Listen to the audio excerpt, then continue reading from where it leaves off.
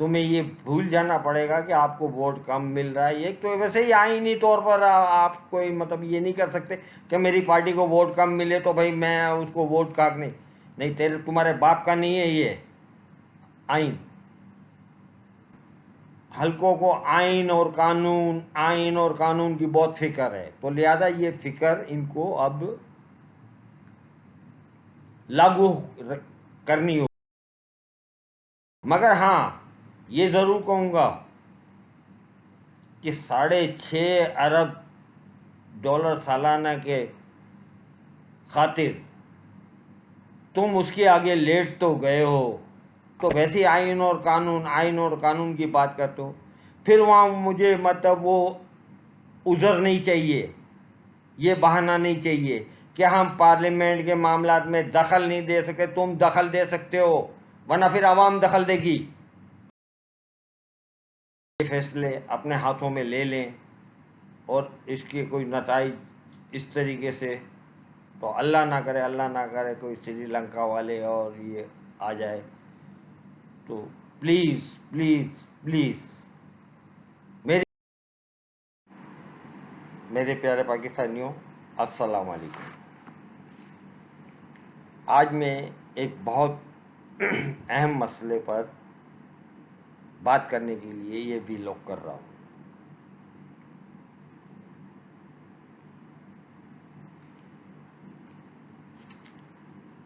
हालिया ये regime change के बाद इस मुल्क की माशी हालत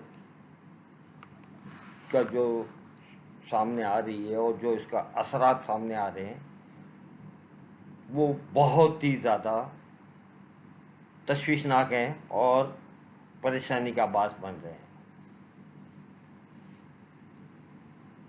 मैं मेरे पिछले भी व्लॉग में कह चुका हूँ कि मैं एक आम आम वोटर हूँ और एक सीनियर सिटीज़न के तौर पर पॉलिसी मैटर, आइन साजी या कानून साजी में मेरा कोई अमल दखल नहीं है, सिवाय इसके कि मैं जाकर वोट डाल देता हूँ। अब इस सिचुएशन में मेरे लिए ये लाजमी हुआ है कि मैं कुछ गुजारिशात इस व्लॉग में लाकर कुछ हलकों को मुखातिब होकर उनसे बात कर सकूं। मेरे पास कुछ मतलब आदाद शुमार आए जिसके मुताबिक 2017 से 2022 के दरमियान इन 5 सालों में ओवरसीज पाकिस्तानी ने पाकिस्तान में 145 अरब डॉलर भेजे हैं। मैं रिपीट कर रहा हूँ, 145 अरब डॉलर। इन 5 सालों में हमने उसे सऊदिया से 10 अरब डॉलर और IMF से 4.5 अरब डॉलर, चाइना से 4.2 और अमेरिका से 0.8 बिलियन यानी 80 करोड़ डॉलर लिए हैं। अब ये 145 अरब डॉलर, हमें पता है कि हमारा जो करंट अकाउंट डेफिसिट वगैरह क्या होता है, और ये 145 अरब डॉलर बहुत बड़ा रोल प्ले करते हैं कि हमारे करंट अकाउंट डेफिसिट को कम करने के लिए। अब ये अमाउंट आता है ओवरसीज पाकिस्तानी की तरफ से, इसके अलावा तो कोई है नहीं।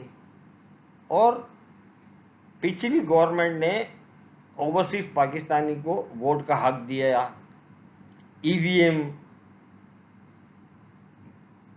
डाला, जिसमें इलेक्शन कमीशन ने बहुत पंगे किए, ये सब सामने है, उसको मैं अभी डिस्कस नहीं कर रहा। अब ये रिजीम चेंज हो गया है।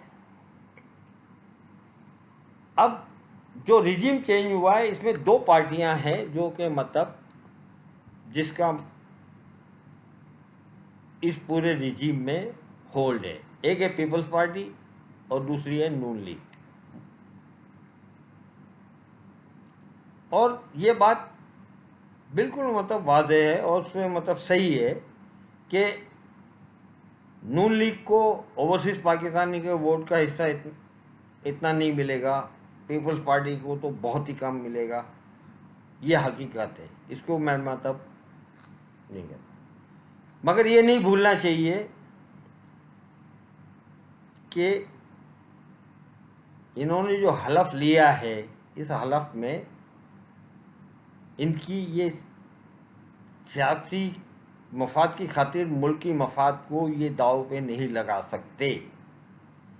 आप हलफ पढ़ लीजिएगा, और वो हलफ कोई आसमान से नहीं उतरा है, वो इसी आइन का हिस्सा है, राइट? आइन का हिस्सा है। और हमारे हलकों को आइन और कानून की बहुत फिक्र है, तो लिहाजा ये फिक्र इनको अब लागू करनी होगी। क्यों? कि इस वक्त मुल्क की बका का मामला है। इस वक्त की जो सिचुएशन है, दर मुबादला के ज़खायर है, और ये काफ़ी तशवीशनाक हालत तक मतलब फ़र्क पड़ा है। यूएसए को हमने ये सारा जो रिजीम चेंज किया, तो उस वक्त कहा जा रहा था कि हम वेंटिलेटर पे हैं और सबसे बड़ा ख़रीदार है। ठीक है, ख़रीदार की हैसियत से उसको हमें मतलब अहमियत भी देनी, इज़्ज़त भी देनी है, मगर इस तरह नहीं कि वो हमारे मामलात में दखल करे कि भाई तुम उधर से रशिया से गैस मत खरीदो, रशिया से मतलब जो है ना पेट्रोल ना लो, रशिया से वो ना लो। तो ऐसा भी नहीं होता। ठीक है, वो हमारा मतलब ख़रीदार है, मगर उसकी ख़रीदारी भी जो है वो सालाना 6-6.5 अरब तक जाती है, राइट? अब वो 6-6.5 अरब की खातिर हमने इमरान खान की हुकूमत को घर भेज दिया, राइट? कि भाई वो नहीं पसंद कर रहा था ये सारी बातें, तो मतलब बहुत मतलब हो चुकी, और इसको मैं यहाँ डिस्कस भी नहीं किया। मगर हाँ, ये ज़रूर कहूँगा कि 6.5 अरब डॉलर सालाना के खातिर तुम उसके आगे लेट तो गए हो, मगर ये जो है ना 145 अरब के लिए तुम्हें ये कुर्बानी देनी पड़ेगी। तुम्हें ये भूल जाना पड़ेगा कि आपको वोट कम मिल रहा है। एक तो वैसे ही आईनी तौर पर आप कोई मतलब ये नहीं कर सकते कि मेरी पार्टी को वोट कम मिले तो भाई मैं उसको वोट का नहीं तुम्हारे बाप का नहीं है ये आइन, समझे? ठीक है, आप उससे वोट लेने के लिए आप उसको मतलब खुश करने की कोशिश करो, मगर ये किसने कहा है कि तुम उसको मतलब वोट का हक नहीं देते? भाई मेरी मर्जी, तुम अपनी मर्जी चलाने आए हो, ये नहीं कर सकते तुम। हाँ, तुम उससे वोट लो, हमें खुशी होगी क्या ओवरसीज पाकिस्तानी तुम्हें मतलब। मगर हाँ, अगर ये कोशिश किया और अभी हालिया आप लोग असेंबली में नज़र आया कि आप जो है ना बिल ने करारदाद ने ये नूर आलम ने जो है ना ये इसके लिए कुछ मतलब कोशिशें की है, वो स्टैंडिंग कमेटी के पास है। मगर मैं वार्निंग दे रहा हूँ आप लोगों को कि खबरदार ये एडवेंचर मत करना।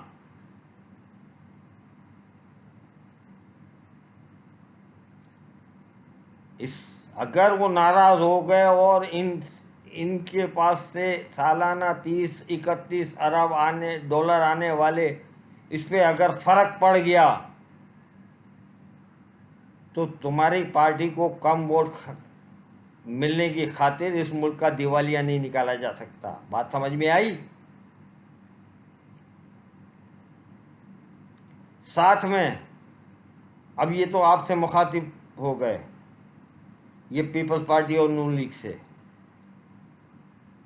और तुम लोग हलफ भी लिया हुआ है और हलफ की खिलाफ वर्जी। अब मैं इदारों की तरफ आ रहा, आला अदलिया, सुप्रीम कोर्ट, आला अदलिया क्या, सुप्रीम कोर्ट, और खुसूसी तौर पर ये 5 जज जो अपने दरवाजे खोल के बैठ गए थे ना, तो अब मेरी रिक्वेस्ट है इनसे कि आप दरवाजे खोल के बैठ जाओ और असेंबली के ऊपर पूरी नज़र रखो। अगर इन्होंने ये एडवेंचर किया तो आपने फ़ौरन एक्शन लेना है। क्यों कि ये हलफ के ख़िलाफ़ काम करेंगे, और हलफ ये आइन का हिस्सा है, और आप तो वैसे ही आइन और कानून की बात करते हो।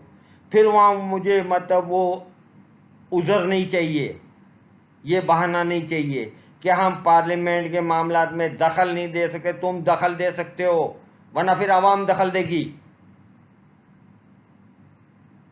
बात समझिए? हाँ, समझ में आई? आपने दखल देना है कि अगर इन लोगों ने, वहाँ उस वक्त कोई अपोजिशन भी नहीं है, ये नहीं है, और ये 174 वोट की ये सिंपल अक्सरियत के बलबूते पर वो उस कानून को ख़त्म कर देते हैं, और इसका नेगेटिव इम्पैक्ट जाता है, और वहाँ से तरसीलात ज़र में जो मतलब ओवरसीज वो रोक देते हैं, तो इस मुल्क का तो दिवालिया हो जाएगा। क्या तुम अपनी पार्टी को मतलब अगर शिकस्त होती है या कम वोट आते हैं उसकी खातिर तुम मुल्क का बेड़ा गर्क कर दोगे, और आइन और कानून की खातिर तुम मतलब कि भाई आइन और हमें अख्तियार रहता है कि हम मतलब जो कानून बनाना चाहे बना सकते हैं, ये कर सकते हैं। बिल्कुल नहीं इजाज़त होगी, बिल्कुल नहीं हो इजाज़त होगी। मैंने पहले ही बता दिया कि एक तो हलफ के तहत आप पाबंद हो कि आप अपने ज़ाती मफाद की खातिर मुल्की मफाद को कुर्बान नहीं कर सकते। तो यहाँ अगर अदालतें इस मामले में, अगर वैसे ही अदालतें तो प्रेशर में, और बार काउंसिल भी अगर आती है तो आप बार काउंसिल को भी डील करोगे और उनको शट अप कॉल दोगे। ये इस वक्त वो हालात नहीं है कि खुदा ना खास्ता ये तरसीलाते ज़र में आपके अगर 5 से 7 अरब डॉलर का ही फ़र्क आ गया, तो इस वक्त तो आपके मतलब फॉरेन एक्सचेंज की कंडीशन है क्या है, आपके मुल्क का दिवालिया निकल जाएगा। और तुम लोग ये इसलिए करोगे कि तुम्हें वो ओवरसीज का वोट नहीं मिलता। मैं वो 31 अरब डॉलर साल के भेजते हैं, 6 अरब की खाते तो तुम लेट गए। तो मेरी आला अदलिया से मोदबाना गुजारिश है कि वो असेंबली पे नज़र रखे, दखल देना पड़े तो दखल दे, मगर इनको ये हरगिज़ इजाज़त ना दे कि वो ओवरसीज के अगर वोट को अगर ख़त्म कर देंगे तो अल्लाह ना करे। फिर मैं पीटीआई के और ख़ासतौर पर इमरान खान से भी कहूँगा कि आप अपनी सियासत की खातिर खबरदार ओवरसीज पाकिस्तानी को कोई ऐसा नेगेटिव मैसेज ना जाए कि आप अपनी तरसीलात ज़र देना बंद कर दो, ये कर दो। नहीं, आप अपनी सियासी जंग की खातिर मुल्क को हरगिज़ दाव पे नहीं लगाओगे। मैं उम्मीद करता हूँ मेरी। हाँ, दूसरी बात आखिरी में कि मैं मुख्तदर हलकों से भी कहूँगा कि आप अपना असर व सुख इस्तेमाल करें। मैं ये तो नहीं कहूँगा आपसे कि असेंबली में जाके और इनसे कहे कि भाई ये एडवेंचर ना करने जाएं। ठीक है, जो हो रहा है हो गया है, उसको रहने दे एज इट इज़। वरना कहीं अगर ओवरसीज़ पाकिस्तानियों ने अगर इसका कोई रिएक्शन दे दिया और ये हुआ तो इसको मुल्क को नाकाबिल तलाफ़ी नुकसान उठाना पड़ेगा। फिर हमारा एटमी ताकत होना, ये होना, सब जो है ना, और ये किसी भी सूरत हम बर्दाश्त नहीं कर सकते। अवाम वैसे ही मतलब वो है, और ऐसा ना हो कि अवाम अपने हाथों में फैसले ले ले अगर आपकी ना अदम तवज्जुही की वजह से। अगर मैं कह रहा हूँ तो फिर अवाम फैसले अपने हाथों में ले लें और इसके कोई नताइज इस तरीके से, तो अल्लाह ना करे कोई श्रीलंका वाले और ये आ जाए, तो प्लीज़ प्लीज़ प्लीज़ मेरी इस बात को आप संजीदगी से लें और इसके ऊपर आपकी मॉनिटरिंग फौरी से लागू कर दें। उम्मीद करता हूँ कि मेरी इस बात को आप संजीदगी से लेंगे। पाकिस्तान जिंदाबाद, पाक फौज पाइंदाबाद और पाकिस्तानी अदलिया जिंदाबाद। अब आपने ही इस मुल्क को बचाना है। शुक्रिया।